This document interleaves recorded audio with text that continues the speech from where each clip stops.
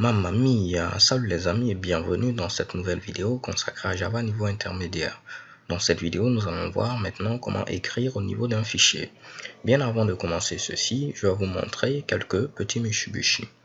Là, dans la vidéo précédente, on avait vu que pour régler le problème de caractère accentué, il fallait préciser un encodage. Et nous, on avait utilisé ici ISO 88591, ok, qui résolvait sans problème notre problème. Ce que je vais vous montrer, c'est comment afficher le charset par défaut qui est utilisé par votre machine virtuelle. Donc là, c'est très simple. Il suffit d'utiliser charset, donc cette classe-là, et vous avez une méthode default charset. Ok, cette méthode là va vous retourner, comme c'est marqué ici, le charset par défaut qui est utilisé par votre machine virtuelle Java. Donc là, je n'ai qu'à mettre ici default charset. Je vais faire CTRL-SHIFT-O pour enlever les importations inutiles. Je lance l'exécution de ce code et vous voyez, par défaut, dans mon cas, c'est Windows 1252. Ok, donc normalement cet encodage là, il est censé ici gérer aussi les accents. Donc là, ce que vous pouvez faire, c'est utiliser également cet encodage là pour lire le contenu de vos fichiers. Je m'explique. Si je reviens à ce qui était là précédemment, c'était ce Mitsubishi. En lieu et place de mettre ISO 88591, vous pouvez tester également avec l'encodage par défaut qui est utilisé par votre machine virtuelle. Ok, si je lance l'exécution de ce code, vous voyez que dans mon cas, je n'ai pas de problème. Cela fonctionne à la perfection. Ok, donc default charset, je vous en parle parce qu'on va l'utiliser tout à l'heure. Donc il est intéressant au moins que vous puissiez savoir quel est l'encodage par défaut qui est utilisé dans votre cas. Comme je vous l'ai montré, dans mon cas c'était Windows 1252. On va tenter maintenant d'enlever tout ce charabia. Je vais double-cliquer ici, faire CTRL-SHIFT-O et on va voir maintenant comment écrire au niveau d'un fichier. Donc moi je vais écrire au niveau d'un fichier qui sera créé ici, qui aura pour nom disons cool.txt. Donc je vais référencer premièrement ce fichier en utilisant ici paths.get. Je vais dire va dans le dossier Momo, ensuite tu vas aller, qu'est-ce que je dis, files, ensuite tu vas dans Momo et tu vas trouver ici le fameux cool.txt. Ok, donc ce fichier n'existe pas mais il sera créé. Je survole ceci, je viens importer ici l'interface path. Maintenant, ce qu'on va faire, c'est très simple, vous l'aurez deviné, pour écrire, c'est write en anglais, donc il existe une méthode write qui permet d'écrire au niveau ici d'un fichier. Donc, vous voyez que cette méthode qui est présente à ce niveau, elle a plusieurs signatures. Nous, on va utiliser cette première version. Donc, elle prend en premier paramètre le path, donc on va donner ici notre path. Ensuite, un tableau de bytes. Ok, donc de la même manière, vous avez le type int ou le type char, vous avez également le type byte. Ok, donc lorsqu'on met ici byte avec des crochets, c'est tout simplement un tableau de bytes. C'est comme si on avait dit un tableau d'entier. Ok, donc là vous devez donner un tableau de bytes et ensuite vous avez des options que vous pouvez donner à ce niveau là. On va y revenir, ne vous inquiétez pas. Ok, donc je vais double cliquer et au niveau ici du path, je garde ici path. Maintenant ici bytes, je dois donner ici un tableau de bytes. Premièrement, je vais créer une chaîne de caractères qui va représenter le texte que je souhaite écrire. Ok, donc là je vais mettre ici texte et pour l'instant au niveau du dossier, je vais mettre tout simplement je suis cool. Je vais mettre ici un J majuscule. Pas de problème. Maintenant, si vous avez une chaîne de caractères, pour transformer ceci en tableau de bytes, c'est très simple. Il existe plutôt une méthode pour le faire. Et cette méthode a pour nom getBytes. Donc, comme vous pouvez le voir, si j'ai une chaîne de caractères, je mets ici getBytes, automatiquement j'ai un tableau de bytes. Et c'est bel et bien ce que cette méthode accepte. Ok, mais vous voyez qu'il y a également une autre version qui accepte à ce niveau-là un charset. Et une autre version qui accepte également un charset, mais cette fois-ci sous forme de chaîne de caractères. Ok, donc on va prendre cette première version, mais ce qui est intéressant, c'est de lire ce qui est présent ici. Vous voyez que on va encoder cette chaîne de caractères en une séquence de bytes, mais en utilisant quoi? En utilisant le charset par défaut de votre plateforme. Et c'est pour cette raison que je vous ai montré que dans mon cas, le charset par défaut ici, c'est Windows 1252. Donc en grosso modo, lorsque moi je vais mettre getBytes, automatiquement c'est comme si je disais utilise le charset Windows 1252. Ok, et là c'est terminé. Je dis on va écrire au niveau ici du fichier qui est référencé par ce path là, et le texte à écrire c'est je suis cool, mais vu qu'il me faut donner un tableau de bytes, j'utilise ma chaîne de caractères et sa méthode getBytes qui va transformer ici tout ce Mitsubishi là en tableau de bytes. Je lance l'exécution de ce code, rien ne s'affiche parce que je n'ai rien dit d'afficher. Mais si je viens maintenant ici, je fais un clic droit, je vais faire refresh. Vous voyez que j'ai un fichier cool.txt qui a été créé et je double-clique. Voici le contenu je suis cool qui s'affiche à ce niveau-là sans problème. Ok? Donc comme vous pouvez le voir, c'est vraiment très simple. Ce que je vais faire, c'est fermer ceci. Je vais rajouter autre chose. Je vais mettre je suis cool. Je vais mettre un retour à la ligne et je vais mettre je suis vraiment cool comme ceci. Donc, je relance l'exécution de ce code. Là, je n'ai plus besoin de rafraîchir parce que normalement, il a modifié le contenu. Donc, rien qu'en double-cliquant, je vais voir le nouveau contenu. Et chez Kebon, vous voyez, je suis cool, on part à la ligne et je suis vraiment cool. Donc, comme vous pouvez voir, les gars, c'est vraiment très simple de pouvoir écrire au niveau d'un fichier. Tout ce qu'il me fallait, c'était vous parler ici de la notion d'encodage par défaut pour que vous compreniez que lorsqu'on ne met aucun paramètre, c'est l'encodage par défaut qui est utilisé. De même, vous parler de la notion de bytes. Comme ça, au moins, vous comprenez à quoi on fait référence lorsqu'on parle de bytes. OK? Mais là, je pouvais préciser, comme on l'a vu, je pouvais préciser à ce niveau-là l'encodage sous forme de chaîne de caractères. Disons que moi, je veux l'encodage ISO ici, 8859-1. OK? On a vu que cela marche parfaitement. Je lance l'exécution. Je n'ai pas d'erreur. Mais vous allez voir que je vais écrire parfaitement le même Mitsubishi. Pourquoi pas, je vais venir ici. Je vais tenter de copier ceci avec les accents. Vous montrer que cela fonctionne également. Je vais mettre ici père. Même si ça n'a aucun sens. Je suis cool. Je suis vraiment père. Mais je relance l'exécution de ce code. Vous voyez que je n'ai pas d'erreur. Et si je clique ici, j'ai bel et bien je suis cool et je suis vraiment père. Par contre, si je mettais ici l'encodage UTF-8, là j'ai une erreur parce que comme vous l'avez vu, lui ne gère pas les accents dans notre cas. Donc lorsque je vais lancer l'exécution, il ne saura pas comment écrire les accents. Quand je vais double-cliquer au niveau de cool à ce niveau-là, vous voyez qu'il a écrit du charabia. Donc, quand vous voyez des codes qui ressemblent à ces Mitsubishi-là, c'est qu'il y a eu un problème d'encodage. Vu qu'il n'a pas su encoder, raison pour laquelle on a eu ce résultat-là qui est tout le moins barbare, ok, qui ne ressemble à rien. Ok, donc pas de problème. Là, maintenant, on va également donner l'encodage sous forme ici d'un objet de la classe char7. Donc, comme on l'avait vu, on pouvait mettre ici char7. En utilisant forName. Vous voyez ici, cette méthode forName vous retourne ici un char7. Donc, je peux mettre ici forName comme ceci et préciser l'encodage que je veux. Je vais mettre ici ISO 8859-1 comme ceci. Je lance l'exécution à nouveau. Je n'ai pas d'erreur. Je double-clique et vous voyez que tout marche à la perfection. Ou pour terminer, on pouvait utiliser quoi? On pouvait utiliser standard char7 comme on l'a vu et préciser par exemple ISO 8859 et 1.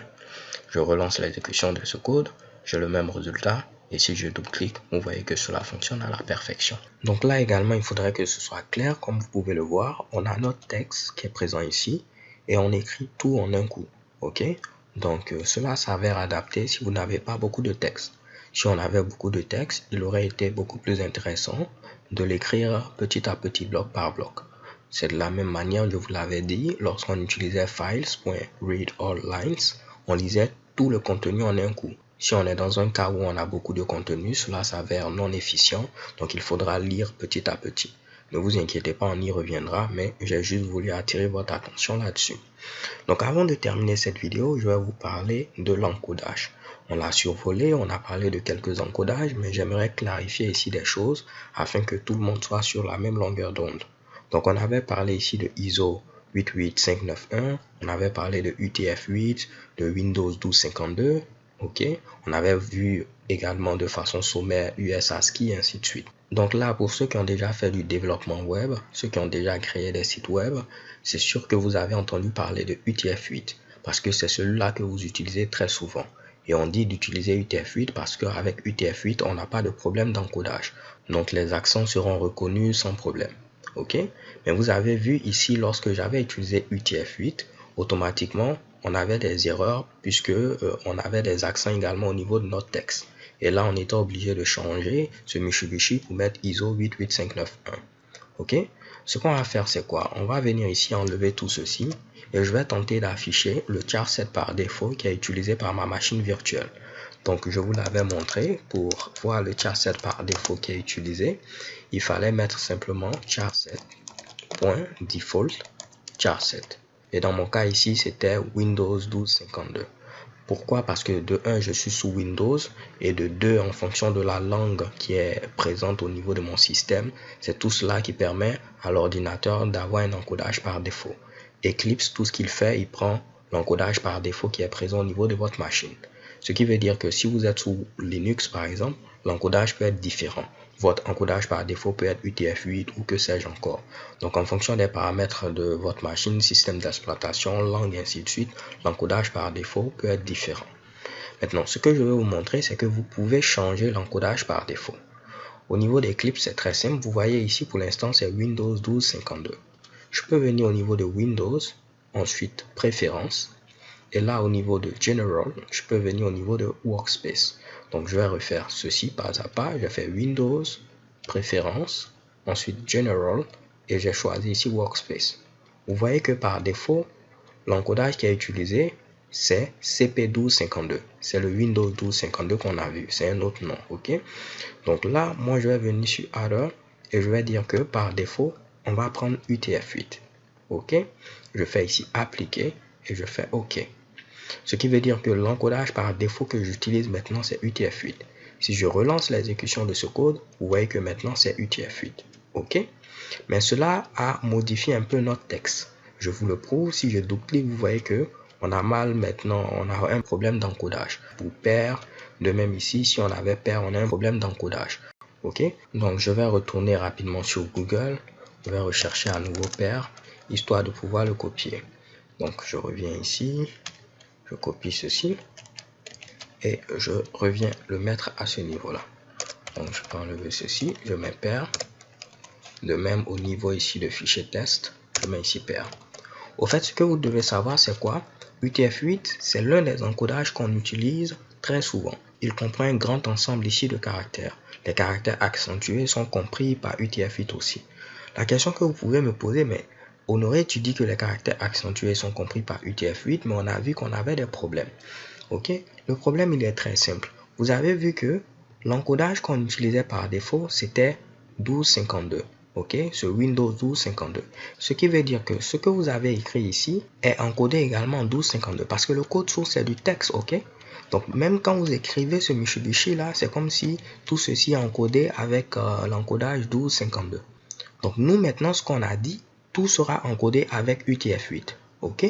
Donc, vu que ce qu'on écrit est encodé avec UTF-8, quand on va demander de lire avec UTF-8, il n'aura pas de problème. Mais par contre, nous, on écrivait avec 1252 et après, on appelait UTF-8 pour venir traduire. Donc, c'est comme si vous parlez ici en français et vous appelez ici un espagnol pour lui dire de venir traduire. Il va traduire ce qu'il peut traduire, mais ce qu'il ne peut pas traduire, il va vous donner du charabia. Et c'est ce qui se passait. UTF-8 tentait de traduire pour nous.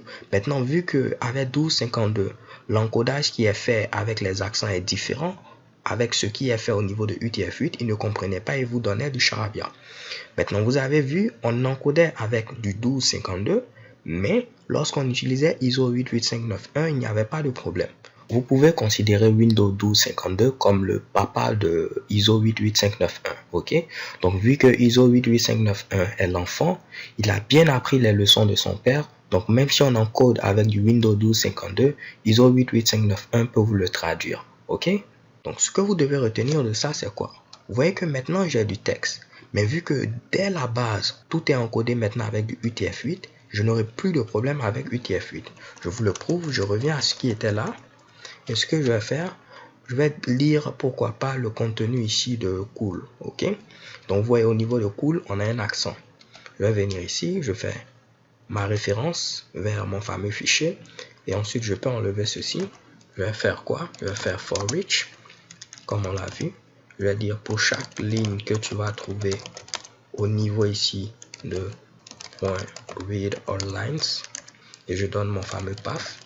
Vous voyez que je ne précise pas d'encodage. Or, si on ne précise pas, par défaut, l'encodage qui est utilisé, c'est UTF-8 avec la méthode readAllLines. Ok? Donc là, pas de souci. Et je rajoute maintenant notre petit sysout ligne. Vous allez voir que je n'aurai pas de problème. Je lance l'exécution et UTF-8 comprend parfaitement ici l'accent. Donc les gars, vous pouvez voir que UTF-8 est un très bon encodage et c'est celui-là qui est très souvent utilisé par la pratique. On avait des problèmes parce que on n'avait pas ici précisé dès le départ que notre texte était encodé avec du UTF-8. Pourquoi je ne vous l'ai pas montré depuis le début? Parce que si je vous le montrais, on n'allait pas avoir de problème d'encodage. Et si on n'a pas de problème d'encodage, je ne peux pas après vous parler des encodages afin de susciter votre intérêt sur la chose. De même, cela m'a permis ici de vous montrer comment changer le default charset.